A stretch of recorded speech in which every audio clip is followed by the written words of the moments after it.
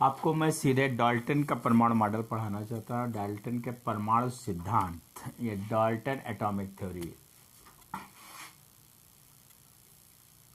इन्होंने सीधे सीधे कहा कि जो भी परमाणु होता है वो किसी भी अपक्रिया में सीधे सीधे भाग ले लेता है, टूटता नहीं है। एक अपक्रिया में सीधे भाग लेता है। किसी तत्व का सूक्ष्मतम कण है और किसी रासायनिक अपक्रिया में सीधे सीधे भाग, मतलब कोई भी एटम, जो सबसे छोटा एटम है, किसी भी पदार्थ का सबसे छोटा एटम जो है उसी को इन्होंने क्या कहा है, परमाणु कहा है। और वो किसी भी अपक्रिया में सीधे सीधे भाग लेता है, मतलब अपक्रिया में वो ये नहीं जाके टूट जाता है, वो 1 या 2 या 3 के रेशियो में मिलता है। सीधे डाल्टन का परमाणु सीधे ये बताता है किसी पदार्थ का वो सूक्ष्मतम कण जो किसी भी अपक्रिया में सीधे सीधे भाग लेता है, उस तत्व को, उस कण को इन्होंने परमाणु कहा है। और इसमें 3 पार्ट हैं। इसकी सिद्धांत में क्या कमियां हैं, इसके क्या बेनिफिट्स हैं।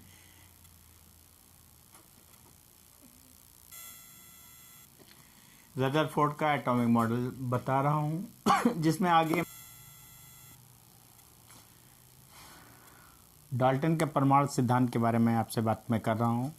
उसके बारे में डाल्टन ने सीधे बताया किसी भी तत्व या किसी भी पदार्थ का वह सूक्ष्मतम कण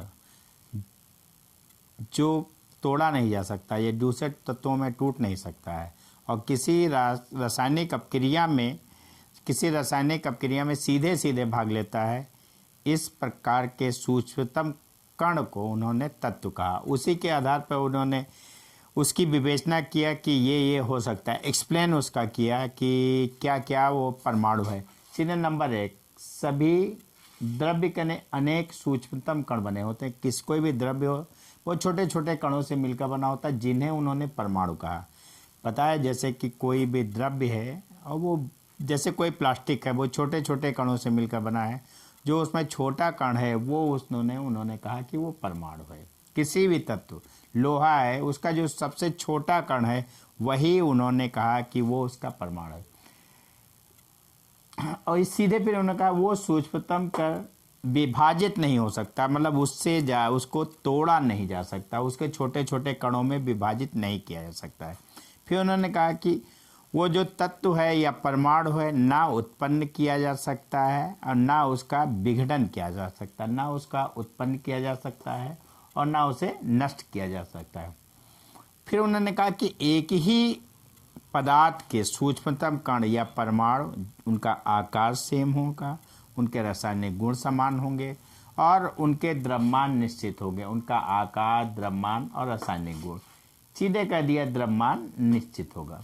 सीधे उन्होंने कहा कि ये किसी रासायनिक अपक्रिया में सीधे सीधे भाग लेते हैं, तो उनका ये कहना था कि वो या जुड़ जाते हैं या वो रीअरेंज हो जाते हैं, संयोग, और या वो पृथक हो जाते हैं। जो परमाणु हैं वो आपस में या जुड़ जाते हैं, संयोग करते हैं, या जो जुड़े होते हैं परमाणु वो अलग अलग हट जाते हैं, पृथक हो जाते हैं, या रीअरेंजमेंट होता है। जैसे जो आगे है वो पीछे हो गया, जो पीछे है जो ऊपर हो गया, ऊपर वाला नीचे, नीचे वाला ऊपर हो गया। इस प्रकार से इन्होंने इसकी जो भी व्याख्या की थी।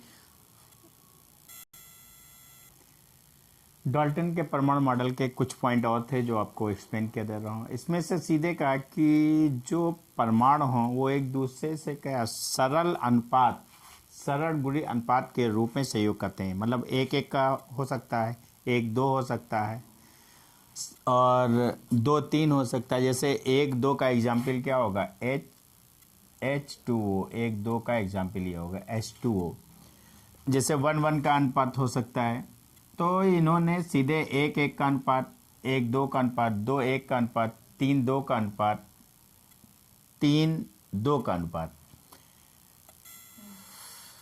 2-3 का अनुपात, 3-2 का अनुपात में संयुक्त होकर यौगिक परमाणु बनाते हैं। भिन्न भिन्न तत्वों के, यहाँ पे ये पॉइंट आ रहा है, भिन्न भिन्न तत्वों के परमाणु के द्रव्यमान, आकार और रासायनिक गुण भिन्न भिन्न होंगे।